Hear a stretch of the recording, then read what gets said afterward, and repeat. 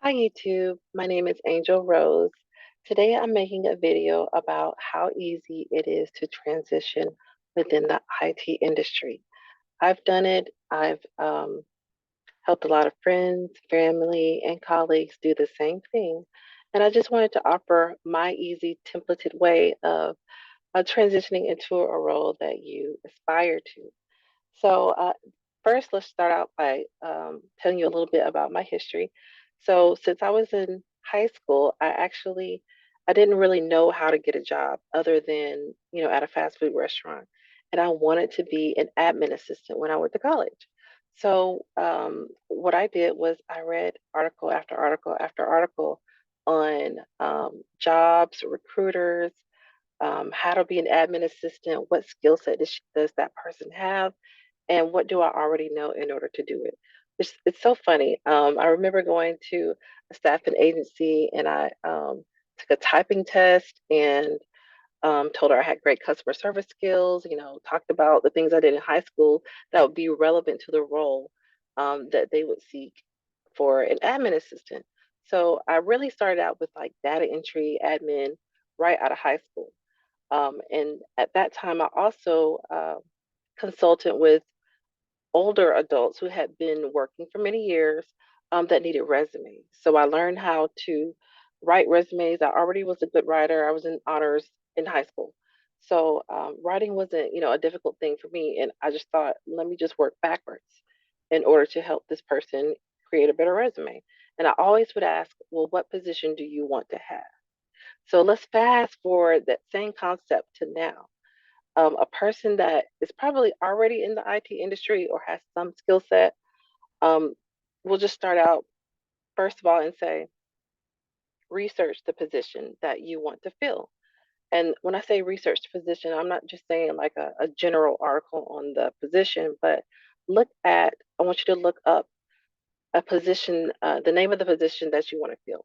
So read like 5, 10, 15 job descriptions for a position that you want to fill. Look at the skill set that they're asking for. Look at the adjacent abilities they want you to have. What kind of personality, sometimes they mention that, a person who can work autonomously or a person that's a great communicator or outgoing, they say these things within job descriptions. And the reason why you want to read several of them is because you want to get an overall feel of what they're looking for so that you can work backwards and either fill those specific skill sets or notate to yourself that, oh, great, I can do that. I've already done that. I've done that several times. So research the position and then keep that like in an email or in a file or something so that you can refer back to that later. Then the next step, oh, forgive me, I'm reading my notes. The next step would be to, of course, learn the skill. If you haven't done it already, take a course, take 10 courses, take 5 courses, take a class, take a series of courses that meet the skill set for the position you want to fill. And again, we're talking about IT. So I'll give you just some general positions that I've helped people to get: front end, back end developer, full stack developer, content developer, scrum master, product owner, data analyst, software engineer, and networking. No, network engineer. Yeah, network engineer. So learn that skill set because again, you've done the research, and of course, you can read generic articles about filling those roles just so you can know that you've got a good look an overview over the types of skills that they want you to have. So, for example, with Scrum Master, I actually did do that job myself and got the certification. But not only did I read the book, take the test, get the certification, but I also, because I was related at that point to the IT in within the IT industry, I knew that they use Jira, which is a ticketing system in the Agile community. I learned what Agile was: global ops, excuse me, DevOps, continuous integration, continuous development. When you read job descriptions, you'll start to see those terms. And while you pick up those terms, make note of them because you can take. I mean, a course doesn't have to be 10 days long. It can be an hour. It can be 2 hours. It could be 30 minutes, but take the course because you'll get a certificate saying that it's a certificate of completion, or you may have become certified, after, a whole weekend of learning. So don't be remiss. That really does help you with not only increasing your knowledge, but increasing your confidence that you can fulfill this role. It's really important for you to maintain a good attitude and a positive attitude and to follow the momentum while you're learning because that motivates you. It helps you to keep going. And when you find, wherever you decide to take these courses, you can take one a day. You may still be working a full-time job or still in the IT industry but somewhere else, but you can do one per day. I mean, how much time do we spend watching TV or on social media or doing nothing? So this is a worthwhile thing to do something every day so that you increase your enthusiasm, your skill set, your knowledge, your confidence, and you get a deeper learning into the role that you aspire to. So then the next thing I've got on my list is to learn the related software. So like I said, they may use Jira, Airtable, Monday.com. What's the other one? Workfront. All of those are ticketing systems. Or for a data analyst, they use Alteryx. That's one of the systems. Or SQL for their data analyst things that they do. And most jobs in the IT industry want you to know Microsoft Suite. So if you haven't learned it or you don't feel that comfortable with it, now's the time. They usually have Microsoft Outlook, Word, Excel, PowerPoint. Learn those things. OneDrive.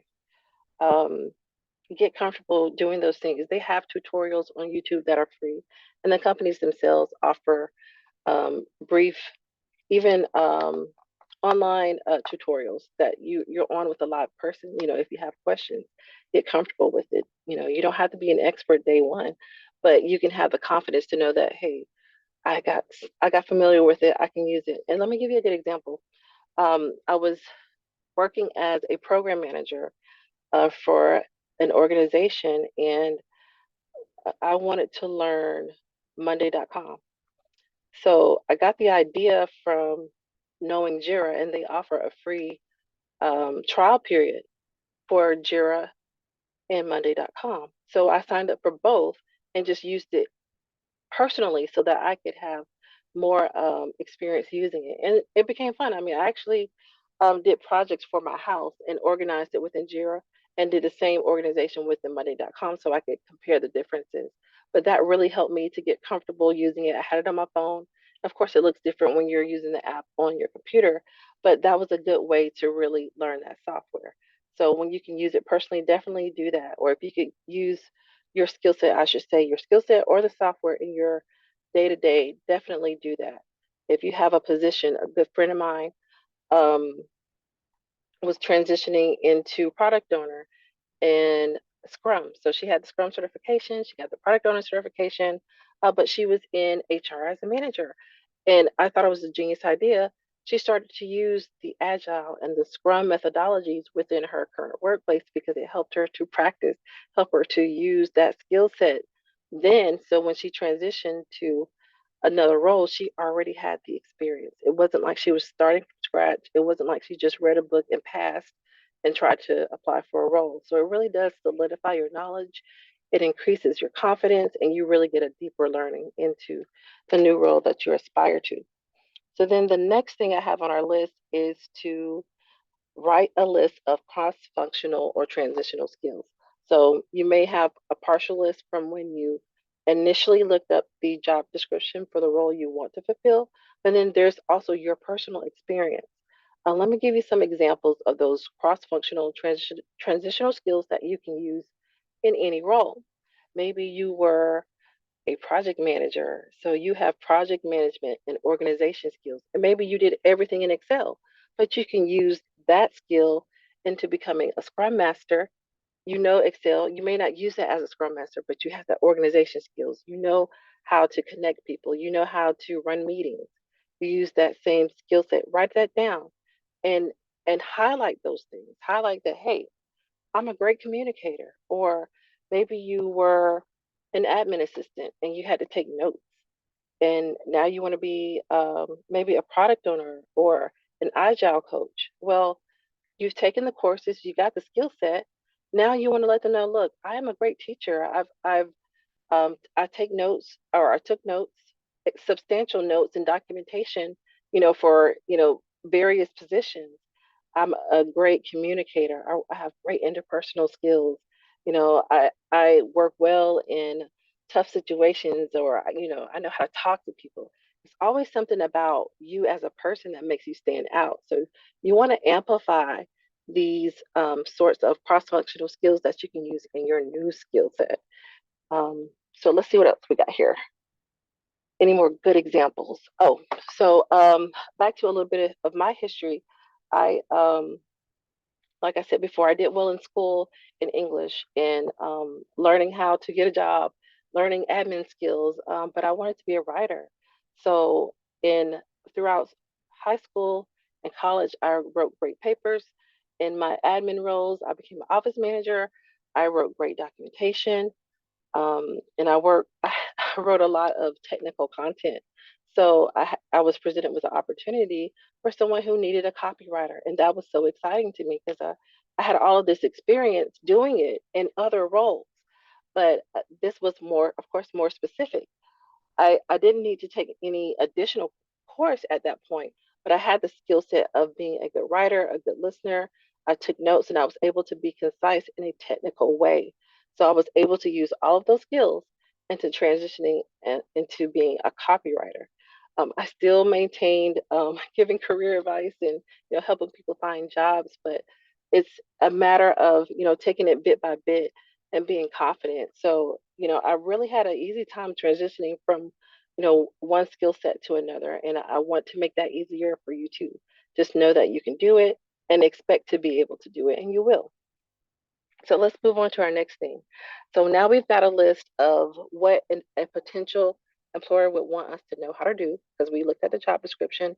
We've got the cross functional transitional skills list put together, and you probably actually have an old resume. And if you don't worry about it. We'll just start from here. So, what you want to do is create a draft resume. Of course, you may not know all the bells and whistles or the exact um, sort of format that you want to use, but put it down on paper, or actually put it down in a Word document or a text document. Like get the words on the screen. Okay. What you want to be able to do is you want to show how you would be an appealing candidate. And this is to the best of your ability. Now, mind you, you've learned a brand new skill set and you've taken how many courses at this point? You're continually learning. And now you've got a great list of your cross functional and transitional skills along with that. So you want to get that all on paper. That will help you when you transition into getting a professional resume. And now, before we get to the professional resume, let's think about your past skill set. Most companies want 7 to 10 years of experience on your resume. So don't worry about putting 20 years of experience, or if you only have 7 years of experience, or whatever it is, even if it's 4 or 3, whatever in life. Maybe you've only worked for 3 years, you're a college student. It's no big deal. Put what you have done. And for those of us who have more than 10 or 20 years of experience, no one needs all that history. Let's just focus on 7 to 10 years. Really, seven is a good number because we don't want to make the resume so long that we get bored, or people get bored when they read it, or they start reading positions that you had in the past that really may not relate to the one that you have now. Employers can be really focused, laser focused on this one thing. And so you don't want to seem so broad that you can't fulfill the position, but you want to be a bit more focused and show them, hey, I may not have 10 years of experience doing this, but I've got a lot of experience in the last 7 years that relates to this role. And since I've learned it, and hopefully you were able to integrate it in your current role. So remember, if you have a current role where you can make a beeline to pieces and aspects of those job descriptions that you've already done, and you know now that that's the same skill set that they would need for your new position, add it to your old position. So that expands and shows the full breadth of your knowledge. You didn't just learn it today, you knew organizational skills 7 years ago. And that's what you want to amplify. Amplify how you're a good candidate even 7 years ago today with the new skill set. And then de emphasize the um, the task or the related work that you did with those other jobs. Let me give you an example. Say you want to be a content author or a content developer, and you learned HTML, you know Jira now, you know Workfront, you know what Agile and Scrum are, you know what DevOps is, but 7 years ago you were an accountant. So now you've got 7 years of experience, but you did maybe you did taxes or payroll, or you were under accounts receivable or accounts payable. Well, most of your experience is going to show that that's what you did. And when recruiters look up candidates for roles, they use keywords. So if they look up accounting, you're going to get more hits for accounting than you would for the new role. I think we said Scrum Master maybe, or content author, content developer. So you want to de-emphasize certain keywords and emphasize others. Now, another thing that you can do if you have the ability to volunteer your time to a nonprofit organization, or like we mentioned earlier, you may have a friend with a business, or maybe we didn't mention that, a friend with a business that you can help out with this specific skill set. That's what you want to do, because that's another thing you can add to your resume, even if it overlaps with your current job. You want to show that you put forth the effort to utilize your skill, not only in your previous role, but in the new role that you found it. And it doesn't matter that you didn't make money. That's not something that they ask you necessarily. And if they do, just put um, NA, because it's actually no one's business to ask you how much you made at any place. Um, Sometimes employers do try to get around that, but hey, there's a job shortage, so it may not be so stringent. So that's my personal point of view. Of course, you can do it any way you want to, but I'm trying to get you a job. I'm trying to get you transitioned over, and we're trying to emphasize your most outstanding and related qualities for the position that you want, right? So the next thing I would say, after we've created our draft resume, it doesn't have to be perfect. Don't worry about that. What you want to do is create a new email address and have a Google Voice phone number. You may already have one that you don't use, but whatever it is, get yourself a new email and Google Voice number. Here's why. Once you start loading up your resume and getting responses from recruiters and employers, you want it to be easy for you to find that correspondence from them. You want to see the emails coming through. You want to see how many people looked at your LinkedIn profile. You want to see, what employers are hiring. You want to receive emails from the different places that you've loaded your resume, and then you'll start to get um, responses from recruiters. And the more recruiters that contact you, the more databases that you're uh, showing up in. And we're trying to emphasize the new role. And so once you've done those two things, of course, you can look up on Google how to create that if you don't know how. Um, I would suggest a nice profile pic. That's easy to do, right? With a blank background. No big deal. So that you can load that to LinkedIn. I think LinkedIn is a really good place to find a job, showcase yourself, get noticed. It is specifically designed for you to attract employers and employers to find you. So if you have a profile there, my suggestion has been to deactivate an old profile and create a new one with your new email address and your new Google Voice phone number. Here is the reason. You do not want people to find your new LinkedIn profile saying you want to be a product owner, but then they find your old profile where you were a daycare supervisor. They're going to question you. They're going to say, well, why do you have two? I've had this happen to more than one person um, that I know, and that's the recommended way. So just deactivate the other one unless you truly want to stay in that field and make it harder for you, because employers they do their research. So it's best for you to deactivate the other one and then have this new one, so that you can have concentrated effort and attention on your new profile, because we are reinventing ourselves. Even if it's a transition, we want to let go of the old where we can and gravitate into the new, right? It may seem like a lot of work at first, but Again, how much time do we spend watching TV? How much time do we spend just in the grocery store because we don't want to rush? We have the time to do it. And you can do one thing at a time if you need to, but it's more important for you to follow your momentum because your momentum will help you get it done faster and it won't seem like it takes so long to do. And then let's go to our next step here. Oh, the other thing about I meant to mention about a new Google phone number and a new email is that you want to be able to keep your information private. In the past, when we would have resumes, we have our full name and address and our phone number and our email, but it that relinquishes some of your privacy. So it's better to have no actual address on your resume, but your email address and your phone number. Maybe you can have your city and state, but not your street address.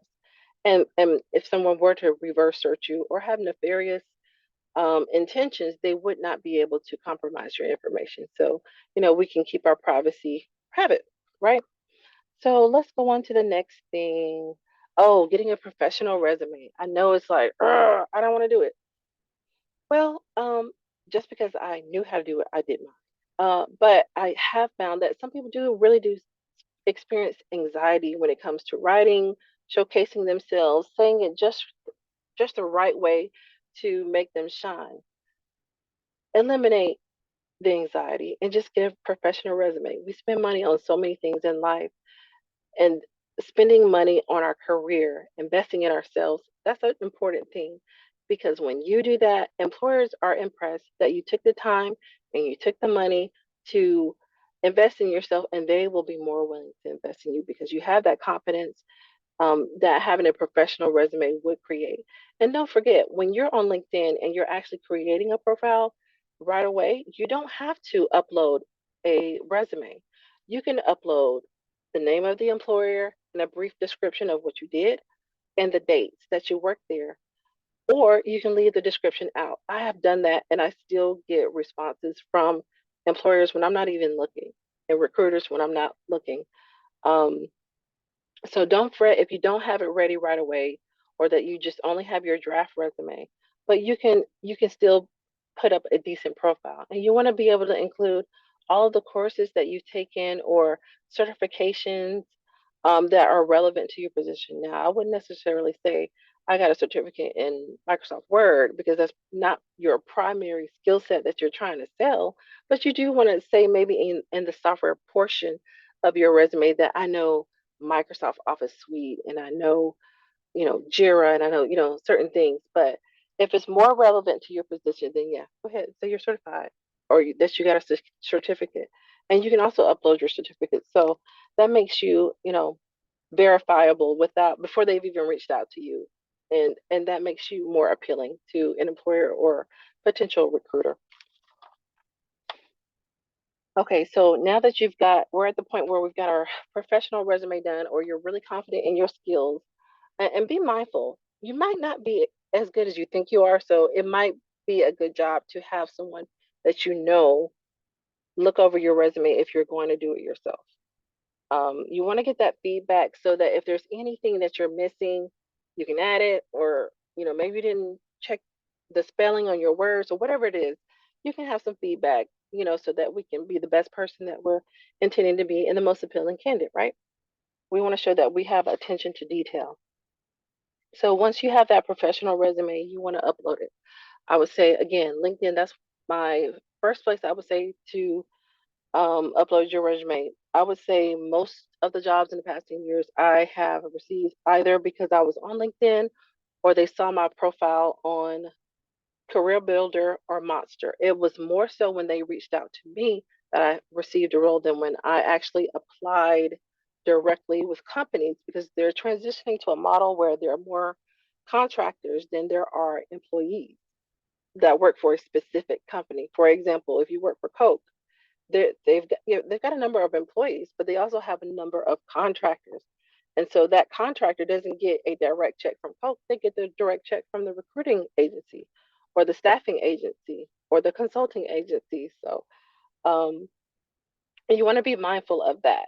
So yes, if you want to apply directly to any organization, be my guest, but you want to Be a little bit more broad with how you apply for jobs. So yeah, you can do a quick apply on LinkedIn. You can do a quick apply with ZipRecruiter and Indeed, and they do ask you to upload your resume. And some of them allow you to upload a cover letter. You can add your skills that you know. There may be another adjacent skill that maybe didn't, jump out to you, but you found it because you're uploading your resume and you're identifying the skills that make you more qualified for the position. Another one I would like to say is monster.com if I haven't mentioned it. And then your local Department of Labor, they do have one. Not one of my favorites. I haven't really ever got a job from there, but I do know that certain companies, they take your information and they put it in a database, and that several recruiting agencies can pull from that same database, like Career Builder, Monster, Indeed, LinkedIn. You can get pulled in that way. So I have more success with that. And then so over the years, I have recruiters that I don't know, but who have found my resume in any of those that I've mentioned above. And that's how I've been able to get 99% of the jobs that I've gotten rather than applying directly. So I don't discourage it, but I would spend my time most where I know that I have a better success rate, which is uploading to the aforementioned websites. Okay. And then another thing you want to do with LinkedIn, and this is why I like LinkedIn, and this is not a sponsored video, by the way. You can build your network. You can build your network with people who are in the IT industry, with people who have the position that you have, or maybe there's a company that has the ideal role for you. Expand your network, make friends with them. I'm not saying, you talk to people every day, but add them to your network and grow that network with related individuals in companies, and follow. For example, one of my loves was Adobe Experience Manager. I follow Adobe Experience Manager, and they have groups. You can add groups to your network so that you're in the know when they have things going on that are related to you, like seminars or Adobe Summit, for example, or South by Southwest, which is more about IT, more of an overall IT event. So you're more aware, you're getting involved, even though, a lot of times we aren't face to face, we can still build our network. And then there are groups where, people have questions about how to do their specific job. I mean, Scrum Master, Adobe author, Adobe developer, content developer, product owner, or Jira user, Jira administrator, a network administrator, all these different areas, there's a niche for everything. So you want to grow that network, and what you'll learn over time as you transition into the industry is that for me personally, I've always wanted to give back to my colleagues and people that I know. So when there are positions available and I know I'm not on the market, but maybe they are, I can forward that job to them, and that keeps your network a bit stronger than just adding strangers to your network. So there will be some strangers, of course. There'll be tons of recruiters. There'll be people who randomly, want to connect, but it gives you an opportunity to showcase your skill set. And then a lot of people, they post on LinkedIn. They put articles up. They put, you know, feel good stories up. They'll put, things related to their industry in a formal way or in a technical way, or maybe a software that they found that they love that helps them do their job quicker, better, and faster. So there is a way of learning as well as you go along. And then what I would encourage you to do is, as you are applying and receiving responses, continue to take courses that enrich your knowledge. It again, you're going to be more confident. You'll think of the questions you want to ask employers. You may make friends with people who are learning the same thing that you are, and maybe they've been in the industry, but they just need to learn that one thing. And then you automatically have a mentor or a person who may be willing to answer questions or give you more specifics in the area that you want to learn. So I definitely encourage that. Don't give up. Be positive. And I think that rounds out most of the advice that I would give. Keep doing it, keep updating your resume.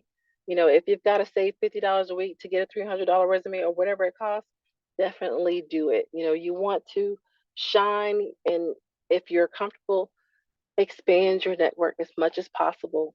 I hope this video was helpful in transitioning to the IT industry. Hopefully, it wasn't too hard. And you, of course, you do as much as you can at a time, but it doesn't have to take forever. You know, we all deserve to make great money and to live well. And the IT industry has a plethora of positions that need qualified individuals. So, you know, stay positive, and I hope this works out well for you. Thank you for listening.